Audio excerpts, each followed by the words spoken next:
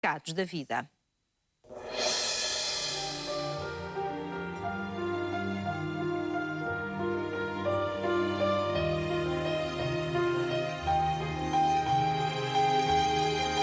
Eu desde pequenina que a minha mãe sempre me falou numa força superior. Portanto, desde muito cedo que eu comecei a acreditar em algo. Essa imagem sempre me foi passada como um anjo, que era o meu anjo protetor. E desde tenra idade sempre comecei a criar o hábito e a rotina de todas as noites eu fazia uma oração com a minha mãe ao meu anjo protetor. Aos 11 anos eu perdi a minha mãe. Foi um choque. E obviamente que a rotina que eu tinha de todas as noites fazer a oração com ela foi quebrada naquele momento. A minha revolta na altura era perceber porque é que aquilo tinha acontecido. Depois, por volta dos 15 anos, foi quando, através de um sonho, pela primeira vez eu tive um contacto com o meu anjo. Aí a minha pergunta foi imediatamente: porquê é que levaste a minha mãe? Ele nunca me deu uma resposta conclusiva, não é? Assim, aconteceu por isto ou por aquilo, simplesmente porque a missão dela tinha terminado. Continuei sempre a falar com ele através da oração. Quando comecei a trabalhar, quando terminei a faculdade, no meu primeiro emprego, que era numa zona onde estava muito próximo do campo, aí eu comecei novamente a sentir que estava a ser observada e a sentir que estava a ser acompanhada. Recordo-me que pouco tempo antes de casar voltei a sonhar com o meu anjo e ele transmitiu-me que não era o caminho certo, não era a boa ideia. Casei. Não resultou, obviamente. A partir do divórcio, foi o ponto de viragem da minha vida para a minha abertura espiritual. Comecei a procurar mais, comecei a concentrar-me mais, a perceber que efetivamente há mais do que isto que nós vivemos no dia a dia.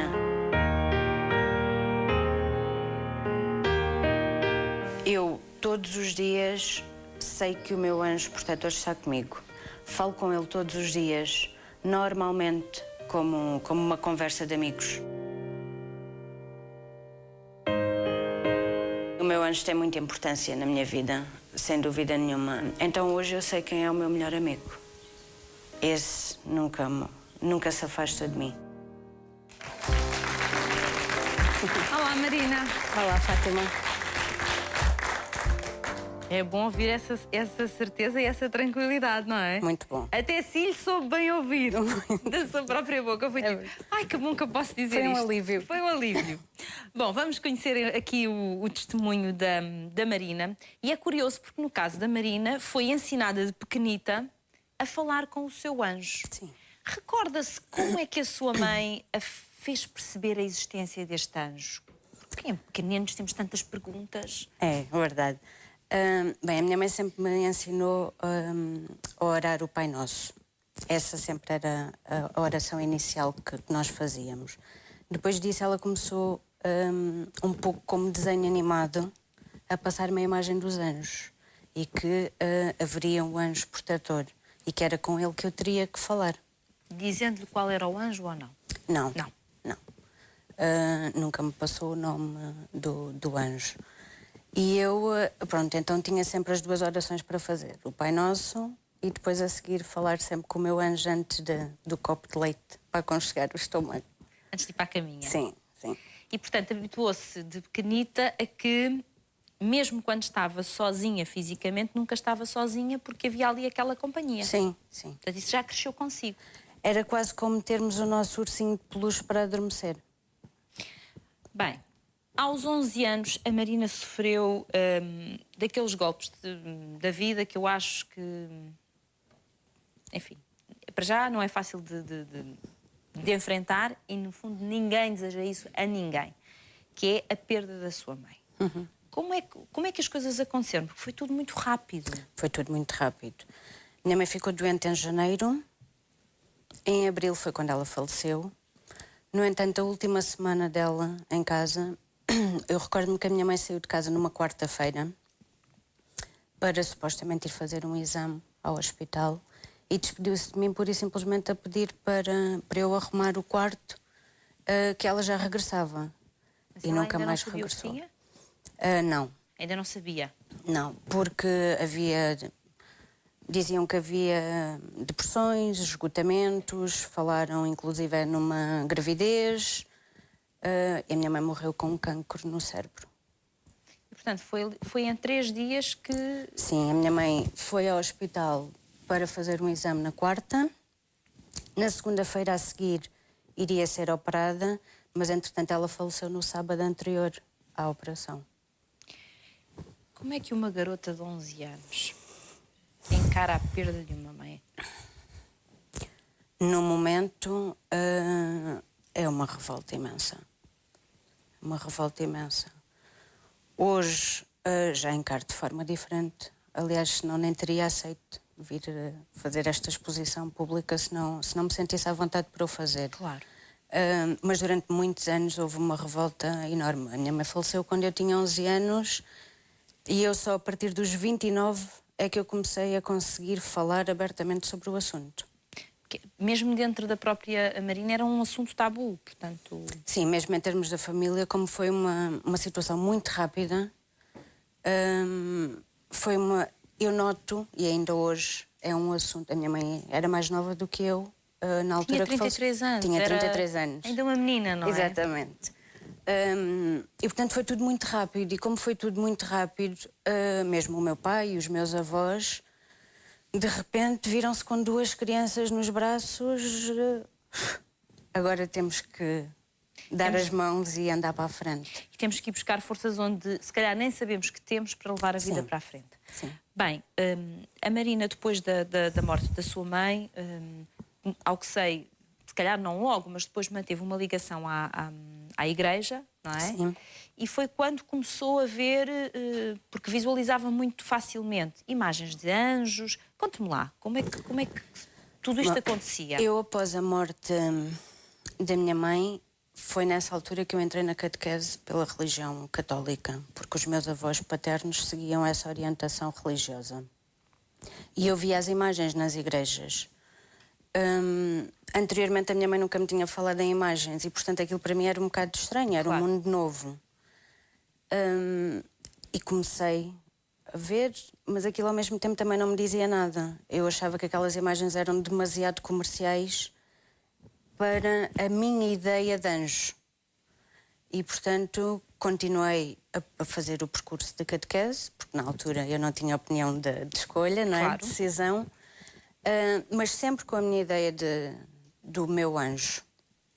Até porque, por volta dos 15 anos, eu tive o primeiro sonho com ele. Na altura, sem saber muito bem o que é que estava a acontecer. O que é que sonhou? Conte-me lá.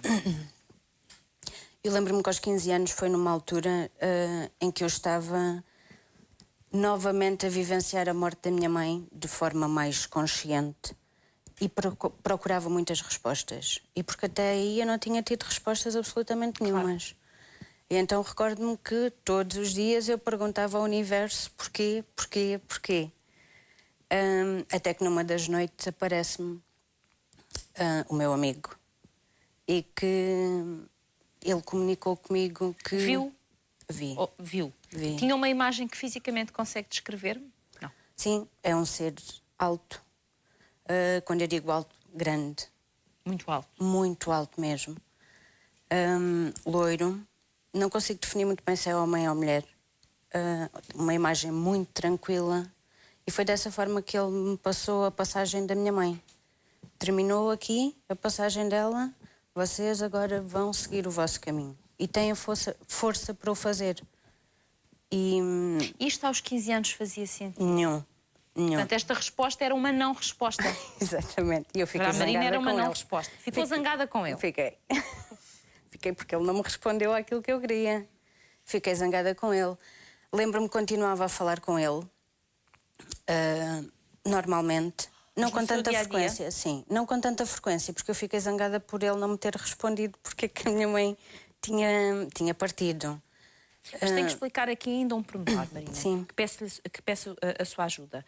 Quando a Marina tem este sonho, porque é que este sonho representava algo diferente daquilo que tinha vivenciado para trás? Porque podia só ter pensado, é um sonho, anjos, é porque os vejo na igreja. Podia ter encarado deste modo, Sim, mas sim, não. eu percebo. Houve ali quase um clique na cabeça e eu gostava que falasse Não, disso. porque naquele momento em que aquele ser de luz me apareceu no sonho, automaticamente foi como se eu o tivesse reconhecido.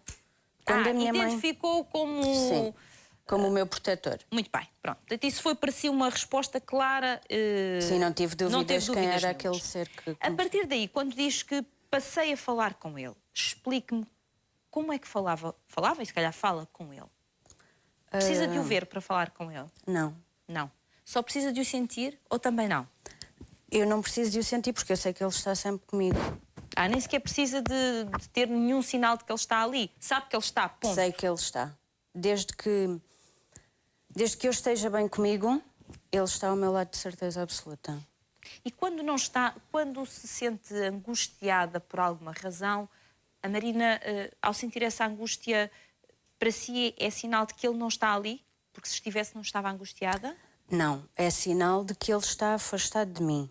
Embora continue-me a observar e a proteger, mas está mais afastado de mim. Porque eu não permito que ele se aproxime. Para tentar clarificar, se calhar, melhor. Vamos lá. É como se nós fôssemos uma lâmpada. Quando nós temos uma lâmpada quase que a perder a força, aí o nosso anjo está mais afastado de nós. Temos outras entidades próximas de nós, outros seres de luz, que até poderão ser familiares nossos que já partiram e que estão para nos apoiar. Mas o nosso anjo protetor está mais afastado de nós. Ele necessita que nós brilhemos todos os dias para estar próximo de nós. Então compete-nos a nós mantermos-nos energeticamente limpos de forma a que ele esteja connosco. Mas isso leva-me a outra pergunta, que é, se nós não estamos bem, por exemplo, imagine, após a perda de alguém, quando inevitavelmente estamos a passar por um sofrimento grande, Exatamente. Alguém que amamos, e portanto não estamos com certeza as pessoas mais luminosas, porque a tristeza tomou conta de nós. Claro. Quando assim é, ele não nos vem ajudar a sair desta situação em que estamos? Vem desde que nós lhe demos permissão para o fazer. E pedimos ajuda nesse sentido. Sim. Bem, então, vamos lá voltar à história que estávamos a ouvir por parte da Marina. Portanto, há estas experiências. Depois, a Marina vai para a faculdade, não é já mais tarde? Vai para a faculdade. E aí, como é que as coisas... Como é que esta relação se mantém ou não? Esta relação é esta tal equipa que eu há pouco falava no Testemunho da Marisa. Bom, durante o período da faculdade, a relação fica distante, porque a vida académica é muito intensa e vai-nos distanciar da... Portanto, não falava tanto com o seu anjo, não se disponibilizava tanto a... Não, nem lhe dava muito tempo de antena, porque havia muitos alertas no momento, porque era uma etapa nova da minha vida, não é? E ele estava para me alertar, mas eu estava ocupada com outras coisas e então nem o ouvia muito. Dê-me um exemplo para eu perceber. Que hoje sabe que era um alerta e que não o quis ouvir. Que hoje sei que era um alerta. Em relação à faculdade, depois o resto Sim. O curso que eu quis seguir não consegui entrar na primeira candidatura e, portanto, limitei-me à segunda opção.